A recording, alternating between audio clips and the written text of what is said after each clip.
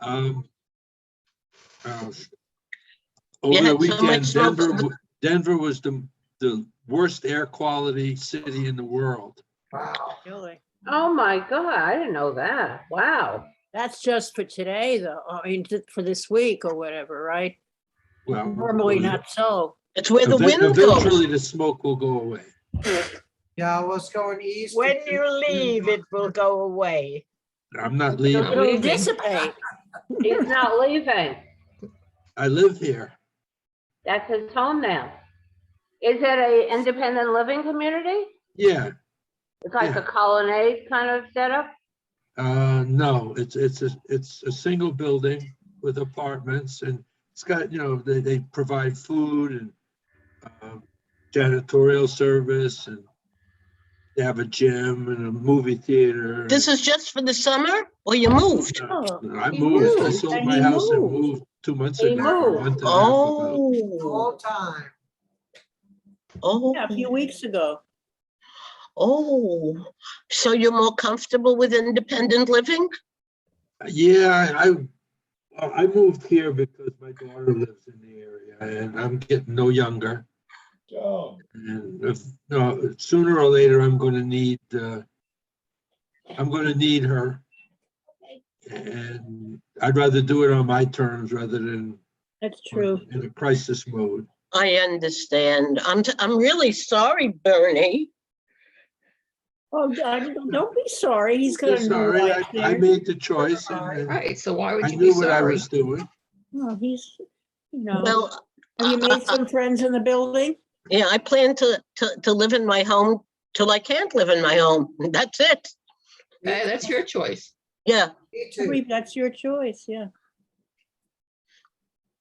Me I'm too. lucky I have 2 kids that are living nearby me, which is a big help, if something Yeah. happens, they're there, and that's nice.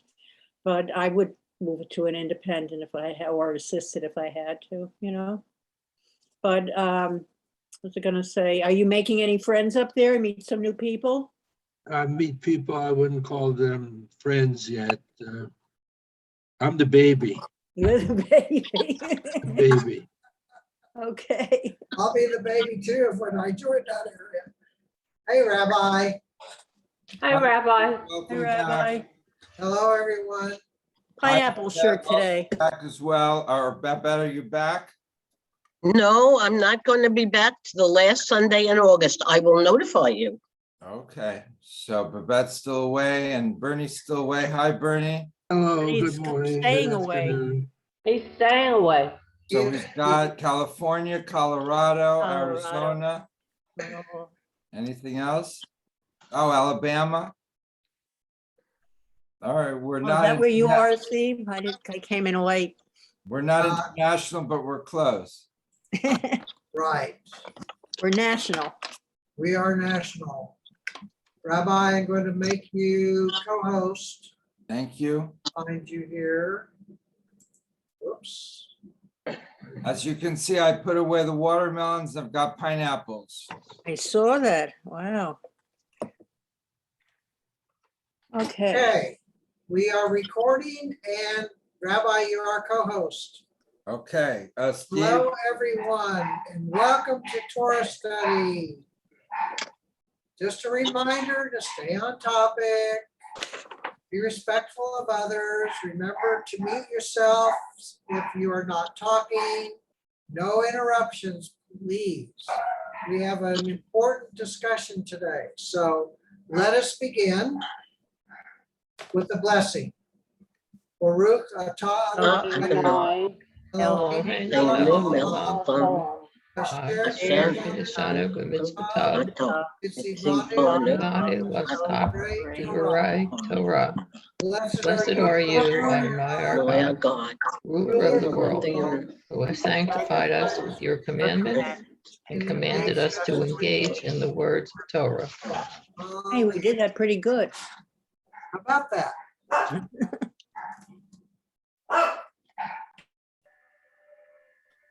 So good morning. We're on page 139, and we're dealing with one of the most famous quotes from the entire Torah, which is justice, justice shall you pursue.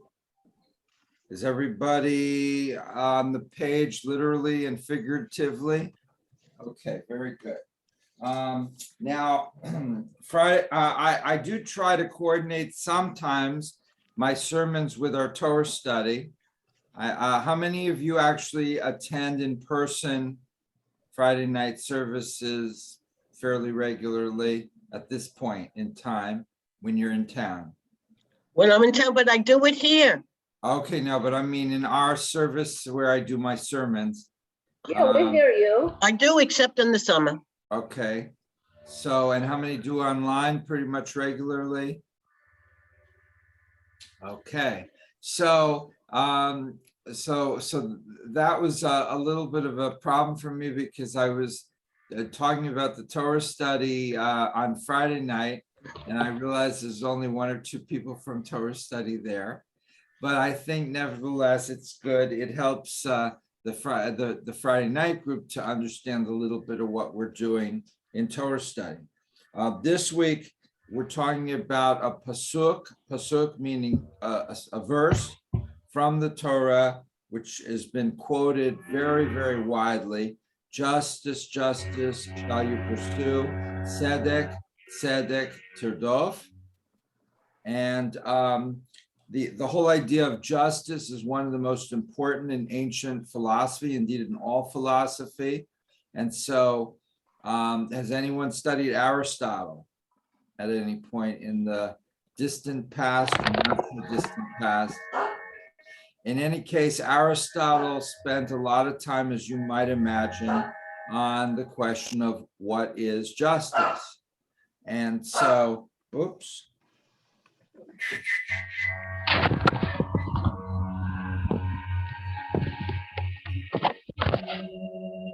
Okay.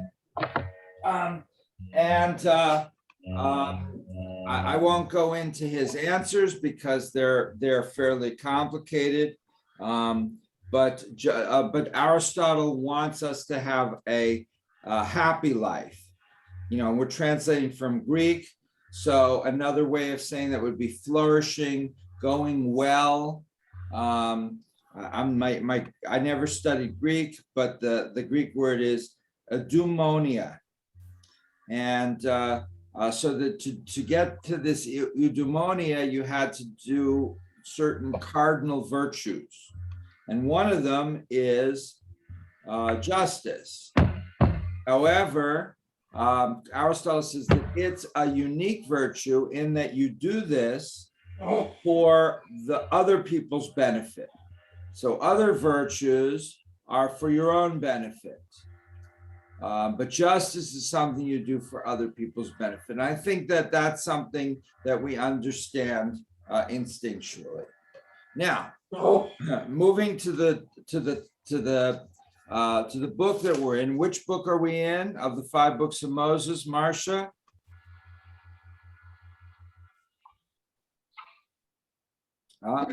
Deuteronomy. Deuteronomy. Thank you, Minya. And Deuteronomy is part of a group of books that were written in very similar style. And you'll see in some of the later books that there is a story of Naboth's vineyard. And this is from the first book of Kings. Now, in our temple, we don't have enough time to really go into the book of Kings, but it's a lot of historical stuff, so it's quite interesting. And one of the stories is about Naboth's vineyard. Is anyone familiar with this? Sai? No.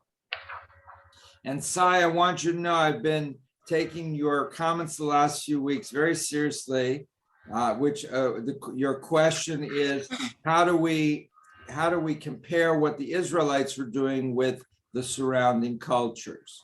So I'm working on that question. But Naboth's vineyard was a story where King Ahab of Samaria, so we know that there were 3 kings, right?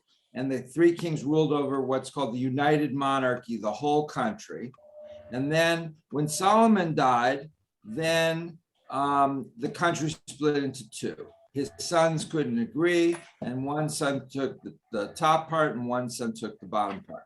Samaria is the top part. And King Ahab was the king, and he married a woman that is not got a good reputation. Anybody have any idea what her name was?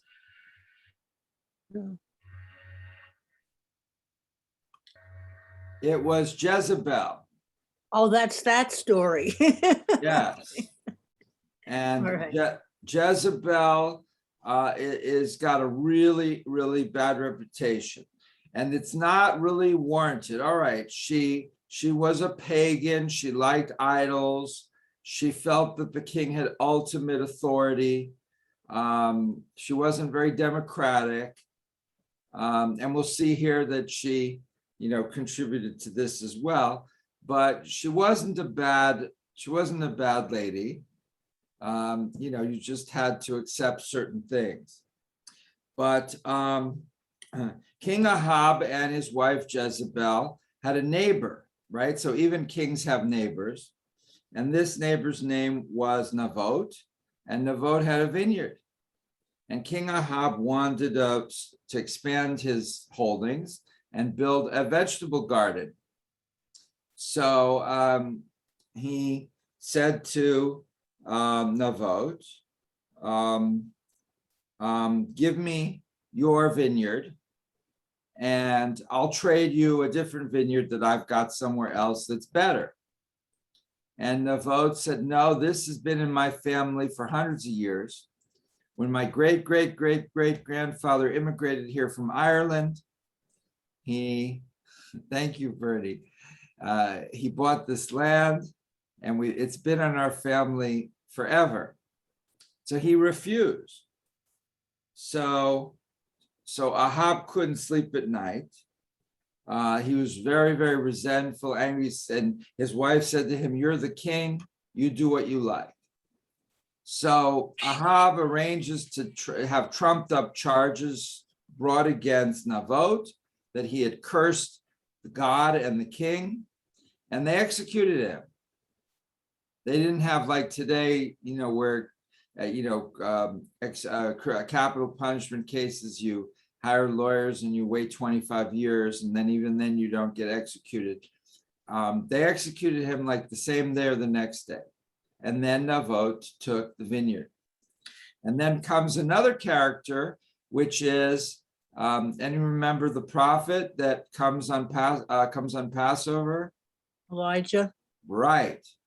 Now, I know he hasn't been there the last couple of years in our Seder, but you have to give him some slack because coronavirus and travel's been hard, even for Elijah. But I promise you, as soon as coronavirus is over, Elijah's going to start coming again. Anyway, Elijah goes to King Ahab and he says, you did a really bad thing. Now, it may have been because of that bitch of a wife that you have, but you still did a bad thing. And what does Ahab do? He does tshuva right away. He breaks down, he cries in front of the prophet, and he says, I'm really sorry. I know I killed this guy. I could have, made him a better offer for more land, or I could have just bought a vineyard somewhere else, or I didn't have to trump up charges and have him executed. And I'm really, really sorry. So Elijah says, because you've repented, the penalty on you is not going to fall on you. It's going to fall on a later generation. So his son or his grandson, I forget, runs into some big trouble and dies because of this instead of Ahab. I don't know if that's better or worse, but that's a story in brief.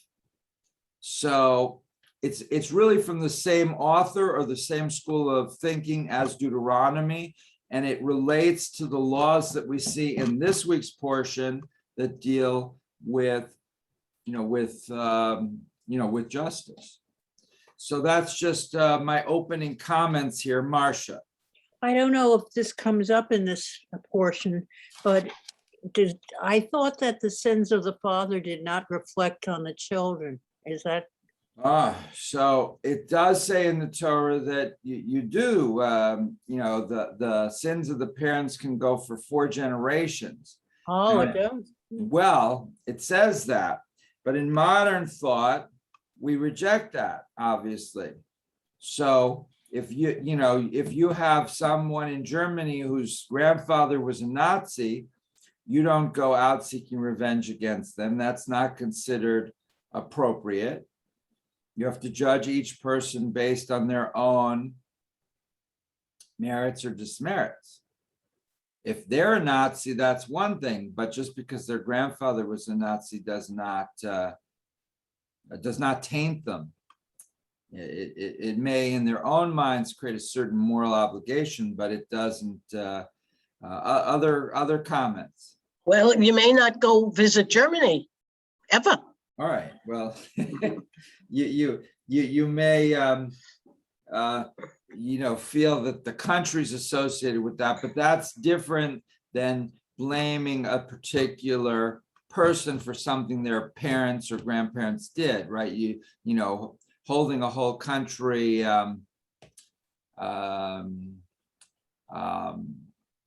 wanting to avoid a country because of something in their recent history is not holding individuals morally culpable for the actions of their ancestors, right, Babette? It happened there, and we learn from our parents and grandparents, should we have them. But this Everybody went along with it except a few. Right. But you can't hold a grandchild culpable and, let's say, execute them for something that their grandfather did during the Well, I wouldn't execute them, but it happened there. It was a generational thing. They indoctrinated very young people, and I personally would never set foot in that country. Okay, but you're answering a different question. We're talking here much more narrowly about, justice and punishment and legal responsibility for the actions of your parents or grandparents or children, right? Now, Dylan. Well, they are giving back reparations and some of the art they dug up, so that they still kept. Moral culpability from a nation is different than personal criminal responsibility is what I'm making a very limited point here, Babette. So, dealing with specific justice in terms of individuals and the generations. But I get your point completely. Other comments? So this relates to the whole idea of justice. What is justice and how do you pursue justice? Other comments? Bernie, Cy, Miriam. Good morning, Miriam. Good morning. I was wondering how many times justice is mentioned in the Torah. We have talked about it before, and I was wondering how many times. It's a very important comment, I guess, and they always talk about justice. Now, the Hebrew word for justice is tzedek, and tzedek is from the same root as sadiq, which we may have heard of. A sadiq in Hasidic thought, for example, is a very righteous or pious person. But we're in Deuteronomy, and specifically in this parsha, it may or may not mean exactly the same thing as elsewhere. But to answer your specific question, I don't know how many times it's mentioned, but it's mentioned in numerous places. Now, remember, if the Torah is composed of 4 different documents and different groups composed these 4 documents, a different group writing about the tzedek may mean something slightly different. Okay. But we are assuming, or I'm assuming, that Deuteronomy is connected to some of these prophetic books, such as the Book of Kings. The style is very similar. The timing is probably very similar. They may have been the same person or group or a related group.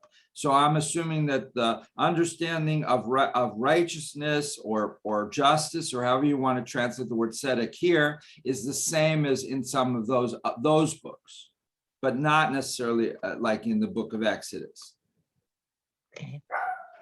Okay, if you were already, Lorraine, are you okay there? Lorraine? Lorraine's muted. Lorraine, I think she's frozen. No, it's in and out. Okay. Lorraine needs to like boost her internet or something because she has trouble every Yes. week. Riva, maybe you could talk to her about, I would hate to tell her to pay the cable company more, but. Sometimes it's the Wi-Fi router gets bad after a while. You know. Okay. Reeva's Rochelle, frozen too, Rabbi. what? She's on mute. Who? She's unmuted. No, she's not on mute now. Oh, Yeah. there's, Yeah. Lorraine, could you hear what I was saying? Yes, I did. Okay, good. So welcome back. Did you have any comments or questions? No, very interesting chapter. Okay. Are we ready to start? Who'd like to read? Babette? Now you're muted, Babette. I'm gonna There mute we you go. again, Lorraine, okay? Because there's noise coming from your computer, okay? Okay. Okay, Perek Aleph, justice, justice shall you pursue. The pursuit of justice is one of the most frequently repeated concerns, not only of the Torah, but of Jewish tradition. The Israelites are commanded to use just weights and honest measures in their business dealings and to hear and decide justly in disputes between any persons, Israelites or strangers. They are forbidden to take bribes or to favor persons in judgment because they are rich or poor. Society is to pursue justice in dealing with the tactics of war, also concerned Moses. No, you're in the wrong place. No, dealing with social, political, and international matters. The prophet Amos declared in the name of God, "Let justice well up as waters and righteousness as a mighty stream." Isaiah proclaims, "Seek justice, relieve the oppressed."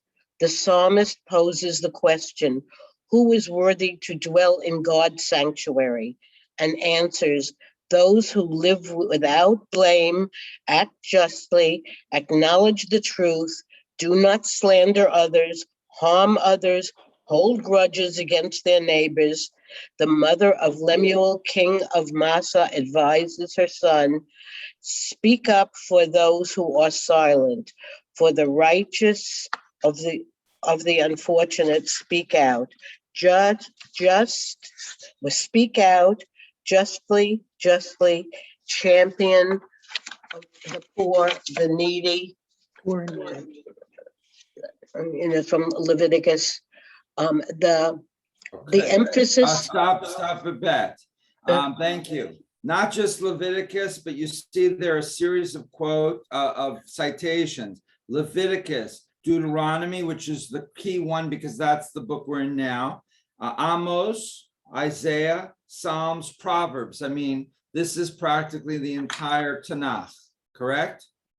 So, and you see here, you may want to keep this because if you ever want to get into discussion with anyone about what does Judaism say about justice and about helping those who are less fortunate, you got some 3 or 4 or 5 very, very nice quotes here and where they come from. Comments on this? Steve or Sai or Lorraine? Marcia. I'm just wondering about the chronology of all this. these various books are previous to what, or are they subsequent or previous to what we're reading now? And was this an attempt to put as many general justice laws together in one place? Is that what's going on in this section?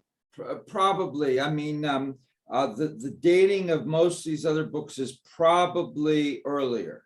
So Deuteronomy, as you know, was a summary of the 5 books of Torah, and Isaiah probably came earlier, but not all of them. Some of them may have come a little later. I can't guarantee that. And Deuteronomy certainly is a summary, but are also restating. So we're going to be on the lookout to see if Deuteronomy changes anything. But in this case, there's not a lot to change, right? There's clearly an emphasis on you have to not just, you have to watch out for yourself and to try to, take care of yourself and your family, but you can't just do that. You have to also be sensitive for those who are less fortunate.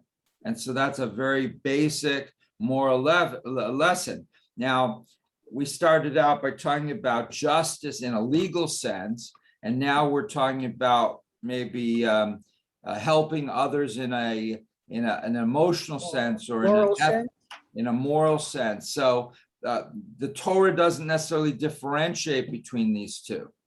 So, there's no differentiation between civil law and religious law. So what you're supposed to do, because it makes you a good person, is what Jewish law or biblical law, which is certainly different, requires you to do or wants you to do. Other comments? Ray, Miriam, Bernie, Bonnie, Minya. Here's Bernie. Hello. Yeah, I have a comment. What the psalmist requests of us in order to dwell in God's sanctuary is probably, in my mind at least, in conflict with Yom Kippur. Because if we do all this stuff, we don't need Yom Kippur. Oh. But I disagree. Yes, Marcia. I disagree, Bernie, because a lot of Yom Kippur is not necessarily our actions, but our feelings and the animus we may hold towards other people. And that is not that we may not have acted badly, but we still feel bad. We still dislike someone or their actions or whatever. And that is something to be considered on Yom Kippur, where we're forgiving these people in our hearts, even though we might have acted appropriately to them.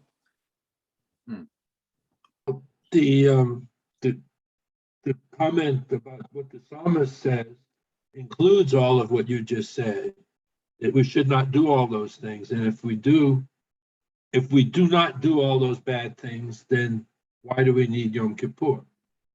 Bernie's making a very bold challenge to our most important holiday, holy day. Miriam, if we do all these nice things and we don't do the opposite, what do we need Yom Kippur for? Ray's got her hand up. Okay, Ray? Obviously, if it is so common for us all to do some of them, none of us is really free of doing mild injustices occasionally, I don't think. We all have somebody makes a remark about someone else and it has no basis. Why else would they point them out? They're common among people, whether they're black, white, or Jewish or non-Jewish. These sins are part of being human, I guess, and one has to learn as a child and consider as an adult some of the things that we see among others and among our friends and ourselves. Okay, Bonnie, Rochelle? Minya has a comment. Minya? Am I muted? No. I would agree with Ray in that human nature is such that people's actions are greater than words sometimes, and they may know what's expected of them as far as justice goes, but what they actually do is a different matter. So even if they've learned everything and read this and accepted all the suggestions as things to do to live a better life, I think when it gets down to it, individual circumstances may arise that they will not carry out what they've learned, and therefore Yom Kippur serves an important, there's an important reason for it being there. Okay. This is, of course, a side question, so we're not going to dwell on the necessity of Yom Kippur at this moment. But you can see that the Torah is giving guidance in terms of what you should do, especially as related to other people who are less fortunate. We agree on that. Okay, Babette, back to you. Top of page. I think 1. Miriam had something to say. Oh, okay. Miriam, sorry. I just wanted to say that, I lost my train of thought. We were talking about something else. Okay, let it go. Not, if I think of it, I'll tell you. Okay. Top of 140, left-hand column, Oh, Babette. the emphasis of the biblical tradition upon the pursuit of justice influences later rabbinic teachers as well.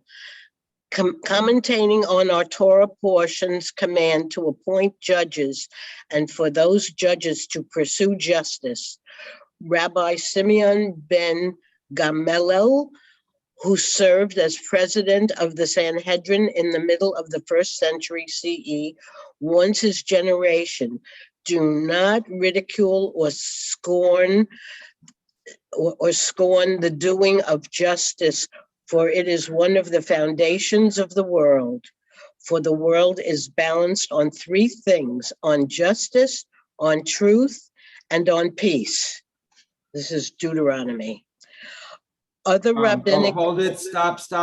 It's actually Deuteronomy Rabbah, which is one of the midrashic collections of the rabbis, say 4th or 5th century. And then it also appears almost the same in the Pirkei Avot. Pirkei Avot is something you should all be very familiar with, and maybe we should study it in some other class, but it's the ethics of the sages. And Pirkei Avot is a Mishnah, so it's part of the Talmud, but it's very different from most of the Talmud. It's not legal. It's sort of more statements by the sages about life and happiness and how to live life and things like that. I won't use the word philosophy because that's a more technical category. So this is from rabbinic thinking.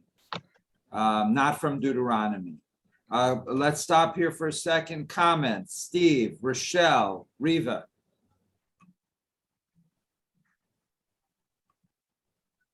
Rochelle? Yeah, I find this very, very interesting, and I love the simplicity of the fact that it said it's balanced on 3 things: justice, truth, and peace. Our world. Obviously, this isn't working out for everybody or every nation. I'm curious how it's working out in Israel itself. A very complicated question. But I guess we'll have to do a congregational trip to Israel and find out. Okay, go. But this is one of the more famous quotes from Pirkei Avot.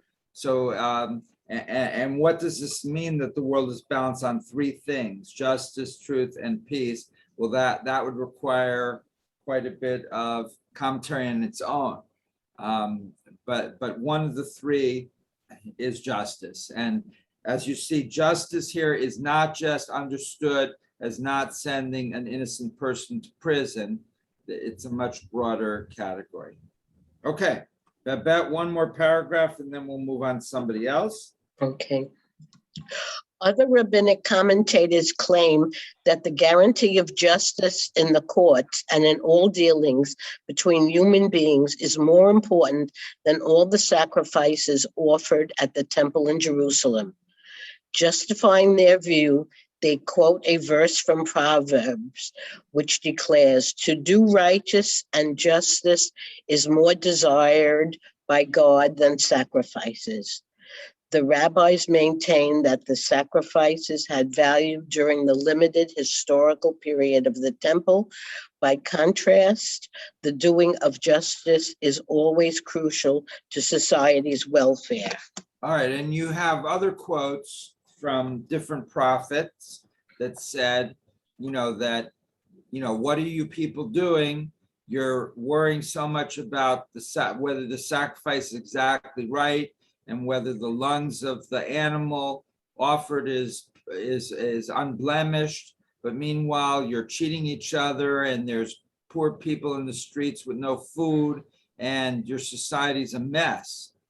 And now this is a Reform rabbi writing this, Harvey Fields. And so the Reform movement sometimes said, well, the prophets are basically saying that what's important is not to do ritual, but to behave morally and ethically. And so you don't really see that in the text. What you see is the prophets are saying, you have to do both, and ritual without an ethical behavior behind it is completely hypocritical. But they don't really say you shouldn't do the sacrifices. They're not. They're just saying that if you do the sacrifices without and behave like terribly, that's just awful. So, but this became a polemic in the early years between the Orthodox and the Reform in the 19th century, where the Reform said, look, the prophets themselves said it's not so important to follow the law, the ritual laws. What's important is to be a good person. And the Orthodox said the Reform are misconstruing what's written there. Comments, questions? Yes, Sai. Going back in the history, justice was not really an important part of the Israeli background, and I'm curious as to where this might come from. This thinking that the justice was an important factor. Now I know it was very, very important in Greek history, and that predated some of the Bible history. And you think a lot of it came from the Greeks? Yeah, so I'm trying to, to quickly try to learn about the surrounding cultures. I mean, I haven't seen too much evidence that the Bible is influenced by the Greeks. And in fact, you have a lot of books on thinking where they contrast ancient Jewish thought against Greek thought. The two are seen as quite different. Now, of course, in the Hellenistic age, which comes a little later, let's say the first century BCE, or about 2,200 years ago, then you have all these Hellenistic Jewish philosophers like Philo, which combine Judaism with Greek thinking. But that comes a little bit later when you already have biblical thought was already pretty much formed by then. Marcia.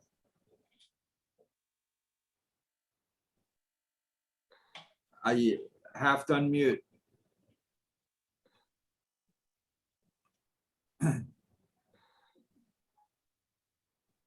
Okay, I'm sorry.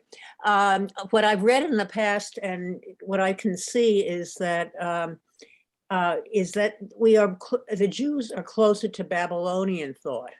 what I'm trying to get around. I'm sorry about the muting. That it seems a lot of the stuff comes from Babylonia, perhaps even Egypt, where they came from, because those are the nearest cultures that they were living with and amongst, and they're going to bring in some of the thoughts from those civilizations to their own. Riva? I've been sort of curious about one thing, and I don't know if this fits in right here, but talking about the three elements of justice, truth, and peace, I don't hear about compassion or kindness, and I don't know how that fits in. Well, they were picking three general categories, so that that is not to suggest that those are the only categories, or those are such broad categories that other things can fit in. And we'd have to look at the commentaries on this Pirkei, little excerpt which comes from Pirkei Avot and elsewhere in the rabbinic literature to see how those are interpreted. But certainly it must fit in there somewhere, for sure. Rochelle, and then Miriam, and then Steve. Yeah, in response to what Riva said, I think it's fair to probably put that under justice in some manner, as well as under peace, because having compassion and things, that is a justice. That's a pure justice for other people, I feel. And as far as peace, when there is good justice, when people do have compassion and stuff, that brings peace, whether it's within the person who had the compassion or the person who received the compassion or otherwise. I wonder if it could be looked at like that. That's kind of how I can see that. So if you had to put compassion in one of those three categories, you'd put it in justice or in peace? Well, I was putting it in both of them. I think it can go both ways. If you put it in justice, however, that kind of flows into the peace. It works with the truth and the peace. Okay, Miriam, and then Steve, I think, right? I would not only put compassion, I would also put forgiveness. We were talking, it was my question before, isn't forgiveness part of this whole process?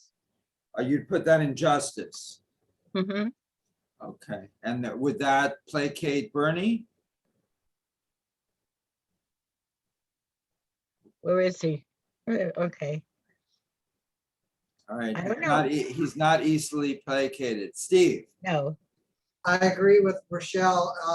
Justice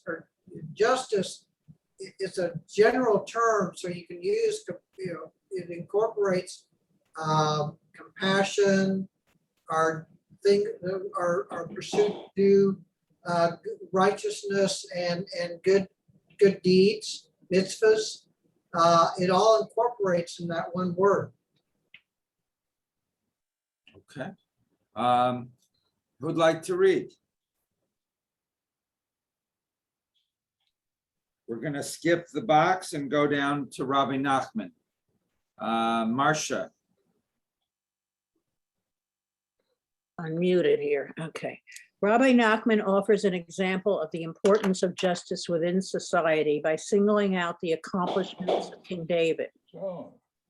He judged others justly, acquitting the blameless and condemning the guilty, making the robber restore his stolen property. As a result, the kingdom he built was strong and a secure one. People trusted one another and lived in cooperation and peace. And that's from Deuteronomy, Rabbah, and Proverbs. The emphasis upon justice within Jewish society is particularly evident within the early biblical and rabbinical judicial systems. Parashat Shoftim begins with Moses commanding the people to appoint judges and clerks for your tribes in all your settlements. Elders are to appoint judges for these courts and give them power to carry out hearings, trials, and judgments. If they, for any reason, cannot reach a decision, the case is to be turned over to a higher court of priests. Rabbi Judah HaNasi, author of the Mishnah, provides a description of the courts and cases before them. Each city had its local bet din, or house of justice, comprised of 3 or 7 judges with 2 Levitical attendants. In Jerusalem, there was a small Sanhedrin of 23 judges and a great Sanhedrin, which was not only the final arbiter of the law, but also responsible for determining the religious calendar and defining matters of religious tradition. The great Sanhedrin was comprised of 71 members, a number chosen because of God's command to Moses to choose 70 elders to help him with the leadership of the people. Adding Moses to that 70, the rabbis held that the Sanhedrin should have a total of 71 members. Okay, so where does all this come from? Moses. No. Where does this come from? Who is the person writing it? Well, it begins with Moses. God. Yeah, but who's writing it down? Where does it come to us from? I agree with Marsha. Wasn't it Moses?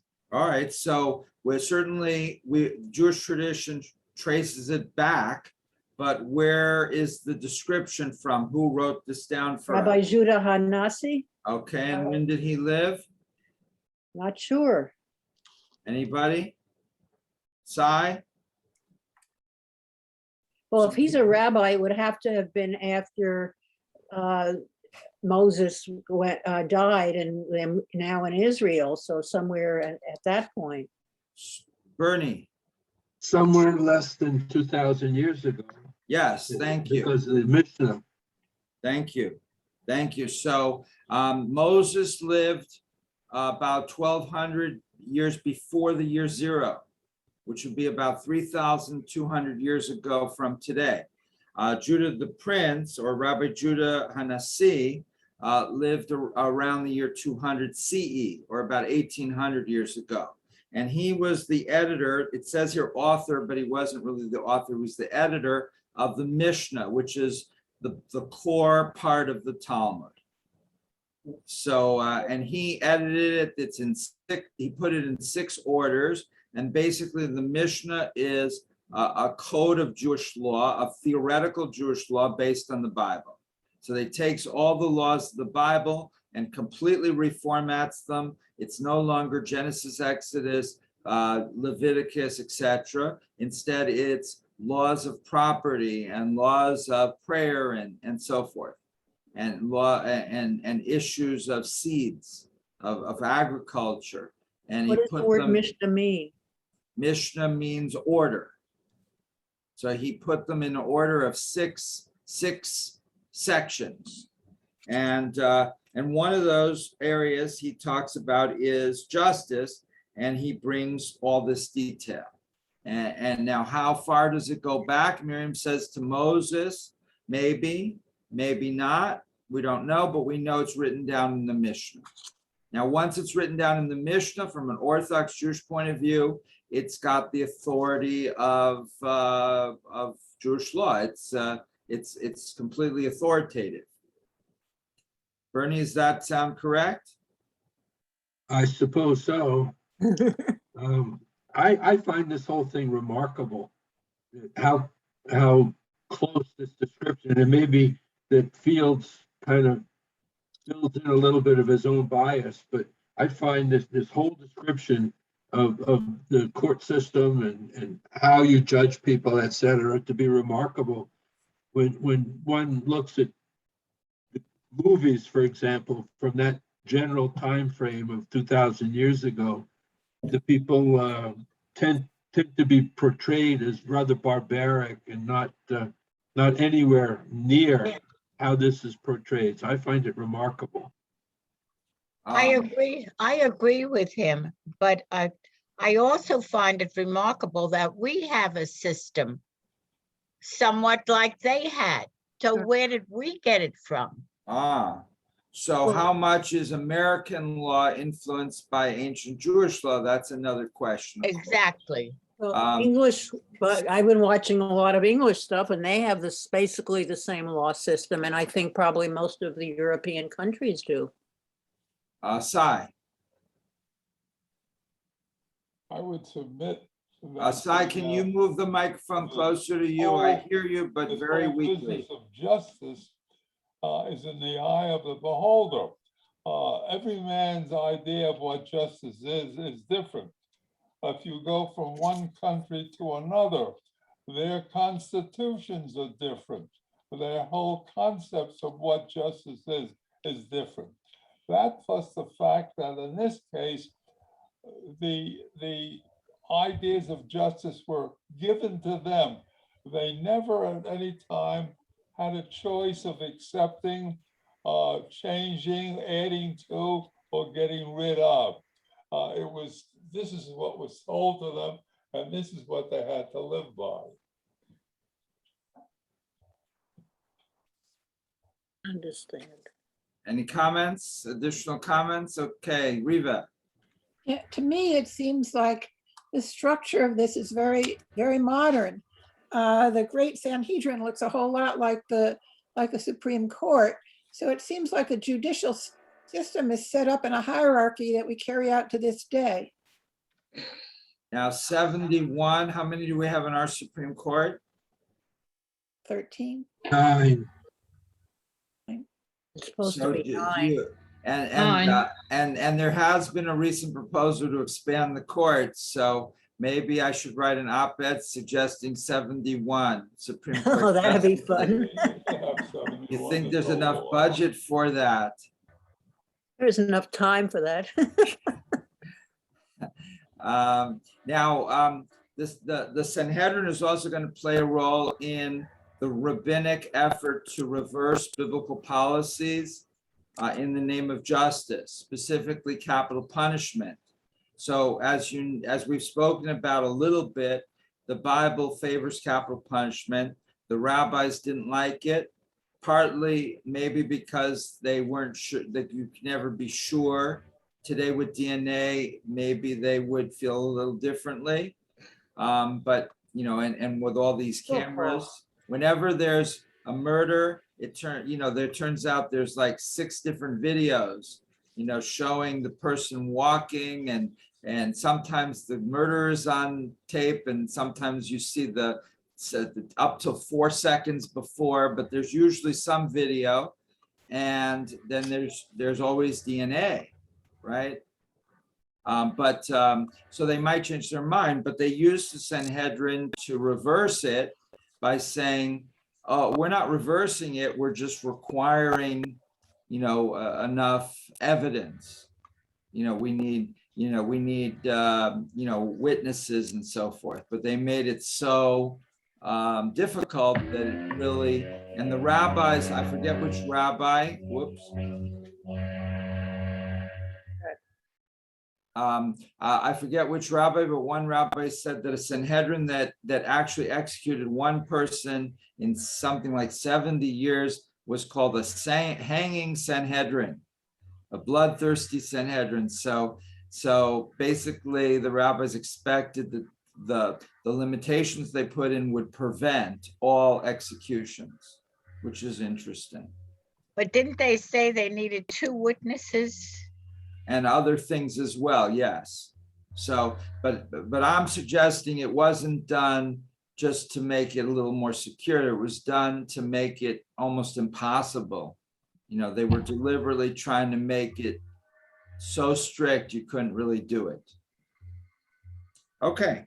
Who would like to read on? Minya? Rabbi Judah describes the work of each of these courts. The local Bet Din dealt with cases of property and personal injury.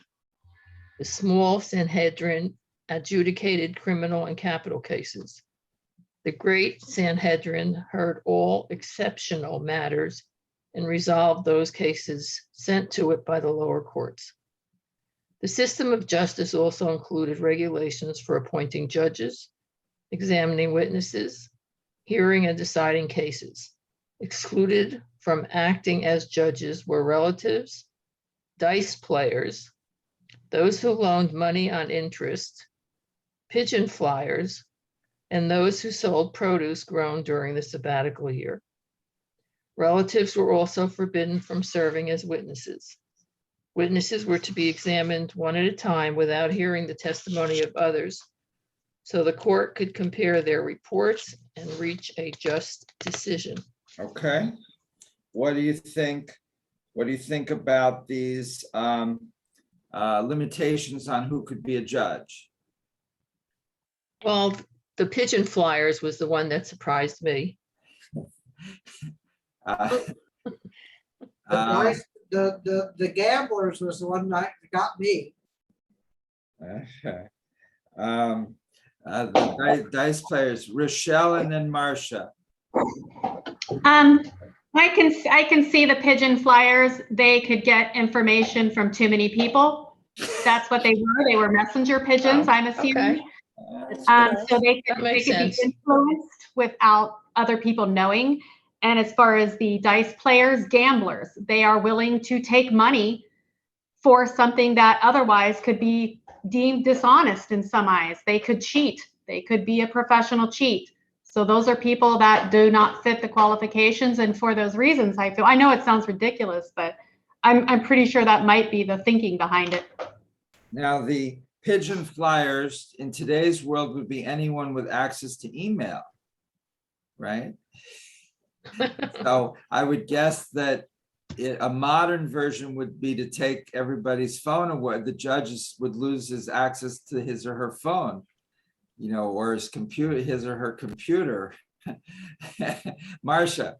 Well, when a jury goes in to decide a case, they often have to leave their cell phones outside the jury room that they're in, because they aren't allowed to be communicating, and they're not supposed to be reading the newspapers or listening to TV about their case. So there is a correspondence in what this is saying. And they'll have these very, very famous murders. And when they ask the jurors, have you ever heard of it? They'll always find enough people who say, no, I've never heard of it. And I'm like, I don't think so. Babette. Well, today we can't translate it that a judge should be neutral politically. You have to be either a Democrat or a Republican to get appointed. Right. And they're supposed to pretend to be neutral, but everybody knows they're not.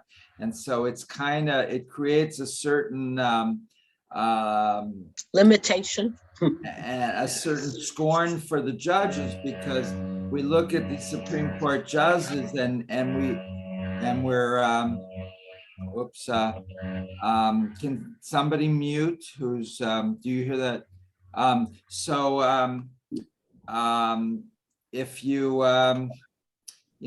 got these judges who are so obviously partisan on both sides, but they're claiming up and down that they're so neutral and they're just studying the law, it creates a certain feeling that they're complete hypocrites.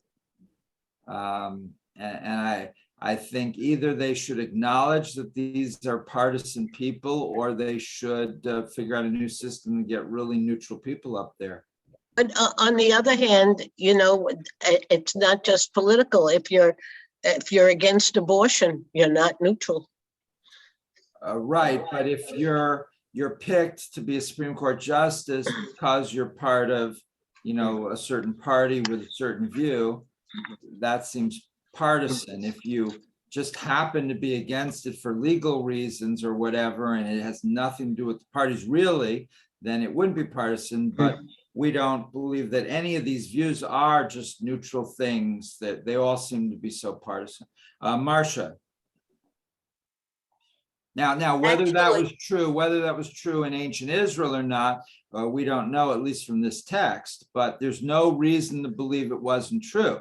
So just because they've got all this nice stuff written in the Mishnah doesn't mean that it worked perfectly, right? There's rich people are going to try to influence it, and the ancient Israelite equivalent of the Republicans and Democrats are going to try to sway these judges or appoint people that are in debt to them. I mean, they're must have been all sorts of problems, but we don't know about them right now. Yes, Marcia and then Cy. And is there any way to stop that noise? I don't think it's from my computer. I don't know what it Do is. you hear it too? Yes.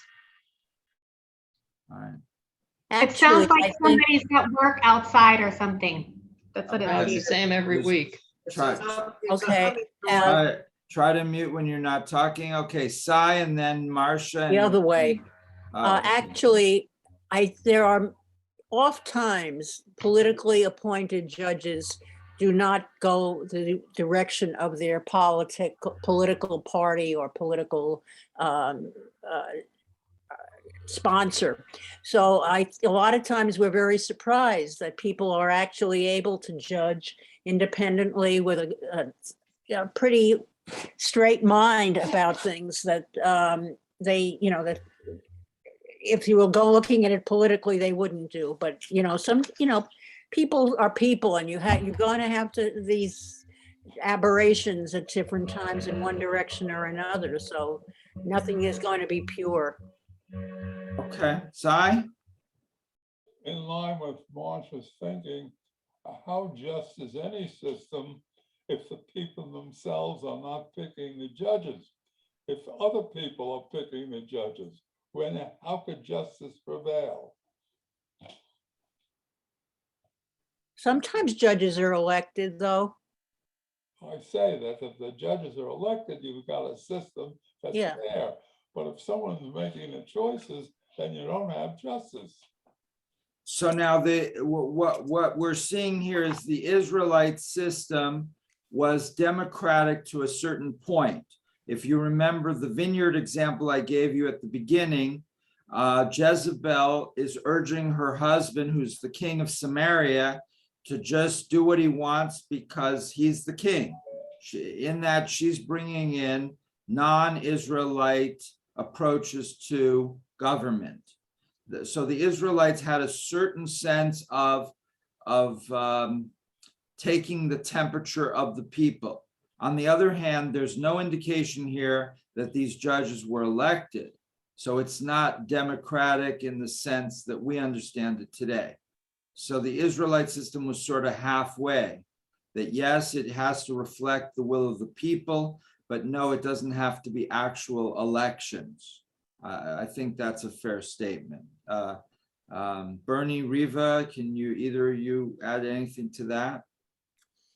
I'm curious if for modern Bet Din, what is the process of selecting those people? Oh, well, if you're in an Orthodox Beit Din today, 3 rabbis assemble and they're the Beit Din. And this is interesting because in modern Israel, I think Rochelle referenced this in a broader context, but the new government there is trying to institute a complete revolution in religious life, and which I think everybody feels is long overdue. And up to now, the Haredim, the ultra-Orthodox, have controlled all the rabbinic functions, including the Beit Dins and everything. So if you're a Jewish person in Israel wanting to get a civil divorce, you have to get a religious divorce through the ultra-Orthodox.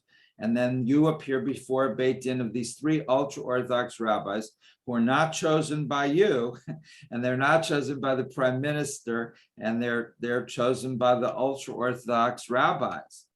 And so the government, including some of the Orthodox people in the government, are trying to create a new system which is more open, where you could have a choice to go to other Orthodox groups that are more enlightened. And so, for example, on kosher, to this day, if you want to be kosher in Israel, you have to go to the Rabbanut, and that's controlled by the ultra-Orthodox. They want to create several government recognized systems of kosher certification, and the restaurant could choose. So, for example, the ultra-Orthodox will not make you kosher if you're open on Shabbat. So, because in their view, you have to be, Orthodox for the food to be trusted as kosher. But of course, many Israelis, when they think of kosher, they just don't want to chomp into a pork chop. So they want to go out on Friday night or Saturday. And so a rabbinical group that would certify kosher, even if it was open on Shabbat, would be very welcome by. Now, of course, if you're very strict, you would not accept that type. And so, but anyway, the Beit Din, there's really no supervision of it. If you wanted a Beit Din in Phoenix, for example, you'd have a real Orthodox Beit Din, you'd have to go to an Orthodox place and ask them for Beit Din.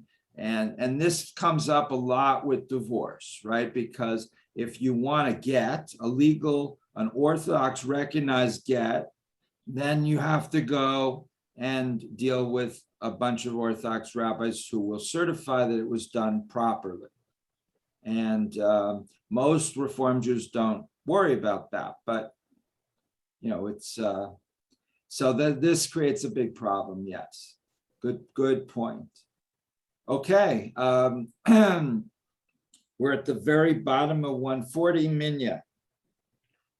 In non-capital cases, representatives were permitted to present arguments for dismissal or conviction in any order. In capital cases, however, the court first heard arguments for acquittal and then for conviction.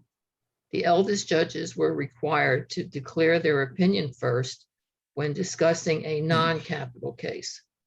In capital cases, the youngest were required to speak first so that their opinions would not be influenced by the older judges. Explain the logic here. Bernie? That's in existence today in the military, where if there's an opinion to be expressed around the table, the junior officers have to speak first so that they're not influenced by their superiors. And I see the same thing here. I think it's a good idea. But why in a capital case is it the reverse of the non-capital case? I don't understand that one because that's backwards from the way it's done here. I think Where it's more important. The prosecution speaks first. Marcia.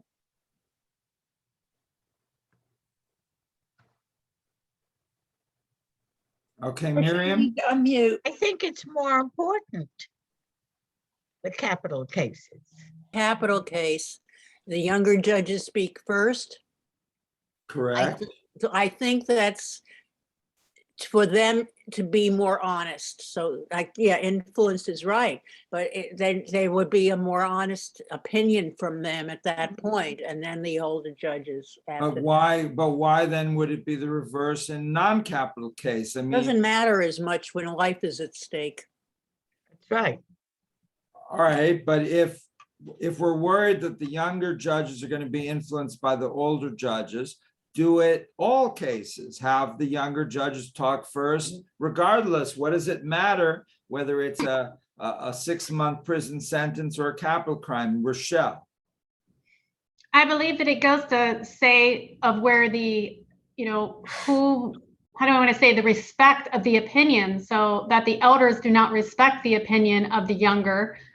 They do not feel their wisdom is strong enough with them when they're young to be able to be carried over into something, to like a capital punishment case. Now, on somebody when it's non-capital, and I see your point, why would it matter at all? Why can't it be that way both ways? I do feel it may have something to do just with the respect that younger people don't have the life knowledge, they don't carry the wisdom, and their opinions wouldn't matter as much. Marcia.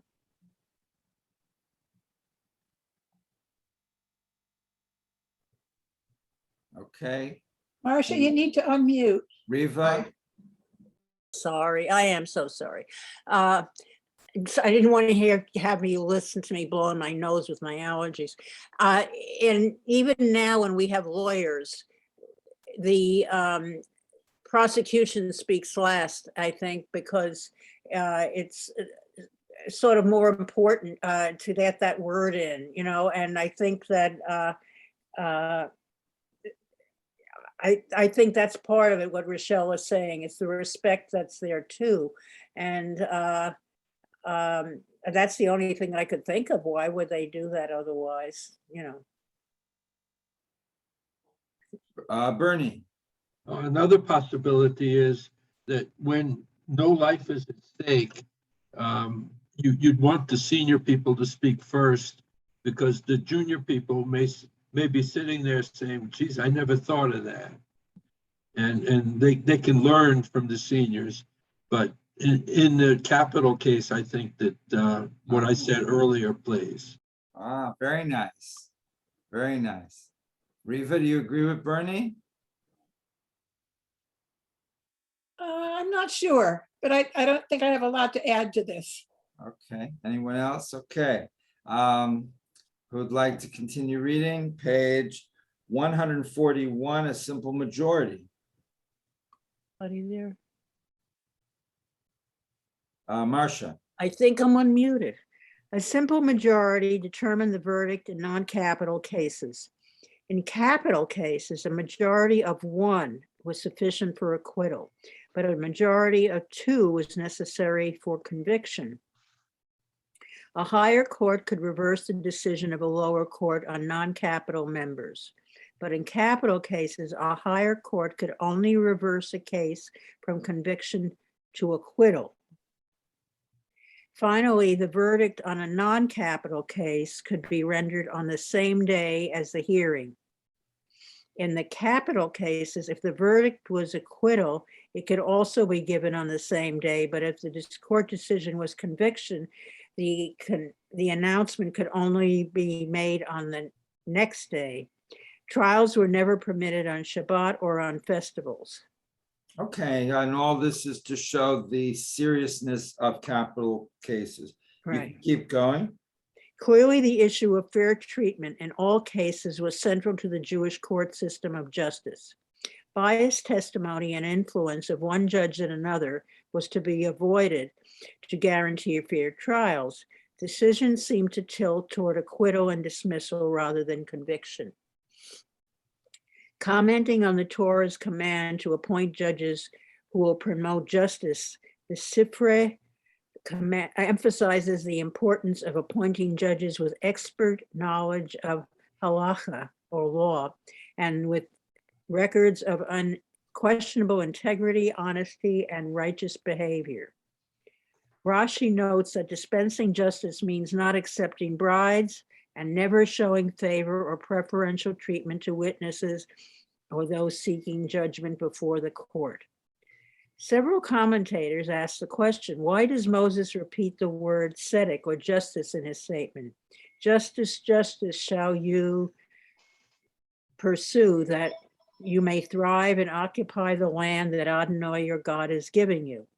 Pointing out that the commandment could not stand without the repetition, since the Torah does not often repeat words. Interpreters offer a number of explanations. So in ancient Jewish biblical exegesis, the Torah does not use extraneous words. Therefore, the fact that it says tzedek, tzedek tirdof, justice, justice shall you pursue, that requires an explanation. Now, in modern thinking, we would just say it's rhetorical, right? It sounds better. As a rabbi, I could get up there and say, justice, justice. It sounds more dramatic than just saying once. Emphasis.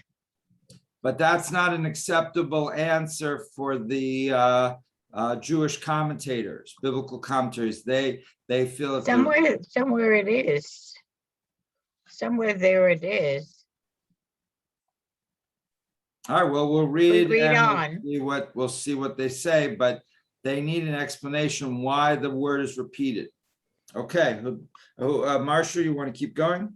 Okay, some modern scholars suggest that the repetition is simply the way in which ancient text forms an exclamation point or emphasizes an idea. By repeating the word tzedek, Moses underscores the importance of pursuing justice as a means of community survival. So Miriam, this is modern scholars, right? So Right. that's, but the medieval and ancient scholars could not use that excuse because it wouldn't be acceptable in their thinking.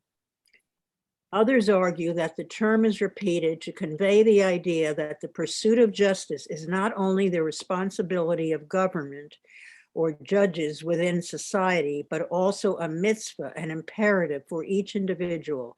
One may not say, let the courts worry about right or wrong and justice and injustice. I will remain silent. This may have been what Rabbi Ahab meant when he quoted Rabbi Tanhum, son of Rabbi Hiya, who said, though a person may be a scholar or of Torah and a teacher of great renown, careful in observing all the ritual commandments, if such a person is able to protest wrongdoing and neglects to do so, he is to be considered cursed. Hearing this observation, Rabbi Jeremiah quoted Rabbi Hiya, who taught, if a person is neither a scholar nor a teacher nor known for observing all the ritual commandments, but stands up to protest against evil, such a person is called a blessing. For rabbinic interpreters of Torah and for the prophets, the pursuit of justice in society was paramount. Correcting the evils originated by, wait, I gotta move up, by, wait, it's next page, isn't it? Hold on. Got the box. Well, I've lost my place because I'm reading this on the phone and. All right, I'll finish reading. Okay. For Right, rabbinic, they were for rabbinic interpreters of Torah and for okay. the prophets, the pursuit of justice in society was paramount. Correcting the evils originated by human beings was considered the highest ethical priority. Moses' repetition of justice was understood to mean, don't be satisfied with observing wrongdoing. Stand up and protest against it. Okay. Okay. So The mandate therefore, was to go out of your way to guarantee justice is also seen in a rabbinic discussion comparing Abraham to Job. Job suffers great personal agony. He loses his riches. He endures the death of his children. Seeking an explanation from God, he says, did I not feed the hungry, give drink to the thirsty, and clothe the naked? Why has all this evil come upon me? The rabbi claim that God answers, true, you did all those just acts, but don't count yourself as having pursued justice. Compare your deeds with those of Abraham, where you invited hungry guests into your home and greeted them when they came to the door. He ran out to greet them and invited them inside. When you gave meat to those who normally eat meat, Abraham gave meat to those who are unaccustomed to eating meat. When you provided wine and beds for those who are accustomed to drinking wine and sleeping on cots, Abraham built roadside inns to provide for thirsty and tired travelers. okay. So lessons for today. We have I'm meeting today or tomorrow with the new head of the Social Action Committee, Jack Toby. So what should I tell him? What are the impact of these statements for today? So sometimes we read sections in the Torah that seem pretty theoretical. Today is not one of those times. Comments? Yeah, what you should say is that we should give meat to people who eat meat and also to the vegetarians. We're already busy organizing our first shipment of roast beef to the vegetarian restaurant of Peoria. We're gonna present it to them this afternoon. Rochelle. Well, we need to kill the meat. We can't just throw it away. If we don't kill these animals, that they eat all the vegans' food. So we have to eat them as long as biblically it's appropriate for us as a religion, as people to eat. And yes, if we don't kill some of these cows, they're just gonna take everything. Vegans will have nothing to eat. It segues into last week's discussion, or 2 weeks ago, should we be vegetarians? Marcia. You should tell them that we should make active contributions to the surrounding community. I'm not sure if you want to emphasize Jewish people who are in the area that need help, or just the general public. Okay, and that's a big question, is, how targeted should the help be for whom? Riva, some general comments, or Lorraine? I'm just wondering if fair treatment may not always be the same treatment. I think those are easily confused. For example, we could treat our children fairly, but we might not do things equally for each of them. That's true. Of course, if you treat different groups or different individuals differently, then it becomes very subjective, because it's based on what you perceive to be their needs or what's good for them, or so on. I mean, I had one professor who kept refusing to give me a grade, and he wanted me to write the paper over and over. And eventually it became clear that this guy just had a grudge against me. And I said, but this paper I've written is so much better than I named another student. He said, I judge every student in relation to their own potential. I don't know what, I don't think I said anything, but I thought to myself, you can't do that. Lorraine, comment? Okay, Rochelle. I think that what Riva said is great. It is hard. You can't have just like a baseline as to how to do something for everybody. And today it's even harder. You don't know what upsets people anymore today. You may try to help somebody and they get upset with it. Maybe they are destitute because they choose to be, and they don't want anybody's help. Or there are certain groups that you can't say anything to. A lot of it is our youth. You can't even say you're a good little boy or you're a good little girl because you just upset them. So Don't know where it becomes very hard to give any sort of help that's based on any sort of desire to help you improve in some way, because that's a judgment. Exactly. And that's I think it's almost getting down to, before you help somebody, it's obviously appropriate to ask if they need help unless they're on the ground and they're not breathing. Okay, that's an applied consent. But at some point you almost have to say, is there anything I can do for you? And if there is, would you please instruct me on how to do it so that I am not offending you in any manner? Well, but you can't have people who are coming to you for help dictate the terms, because then, if they knew how to run things so well, they wouldn't be needing help, right? So. But with that being said, that is the opposite thinking of our society nowadays. We have people who want to dictate what the help that they receive. You can't just give food to the needy. They may not like the food. They may want better food. They might not give them enough. So, you know what I'm saying? You can't just give clothes to children anymore. You may have given them the wrong clothes. They may not be the right color.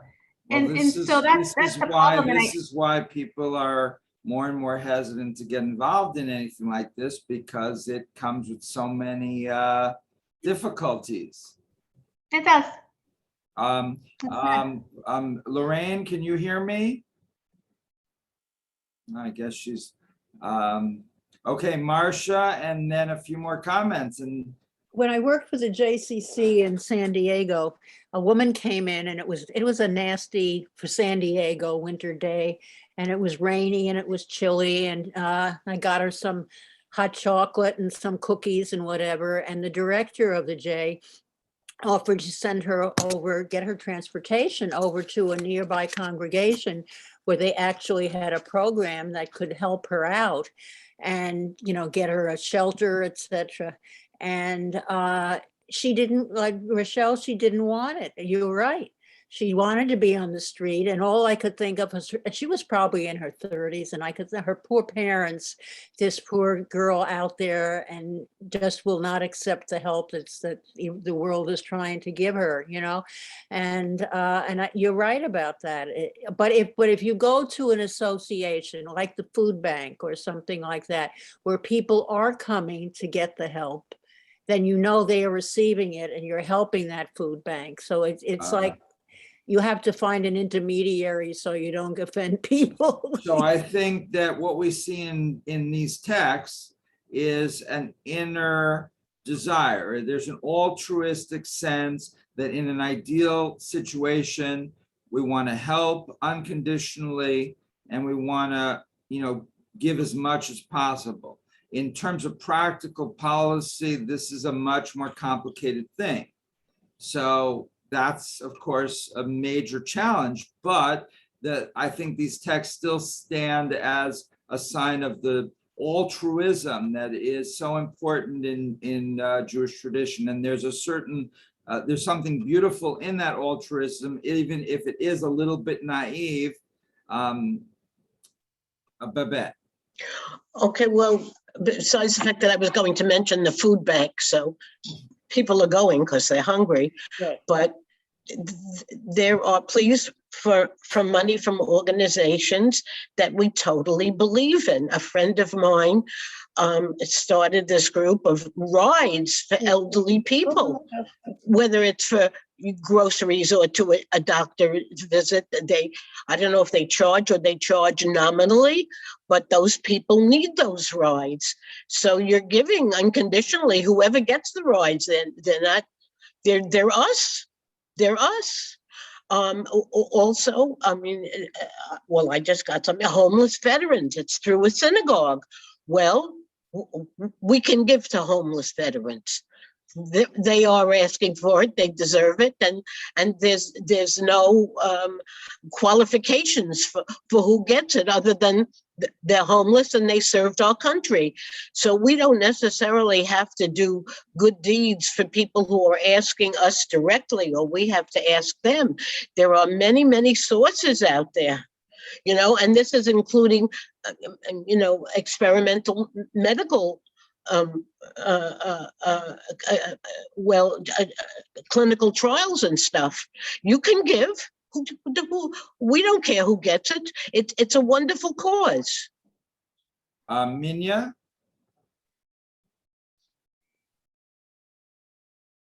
Sai has his hand up. Sai? I think we're getting on. Can you talk louder, Sai? It's hard to hear you.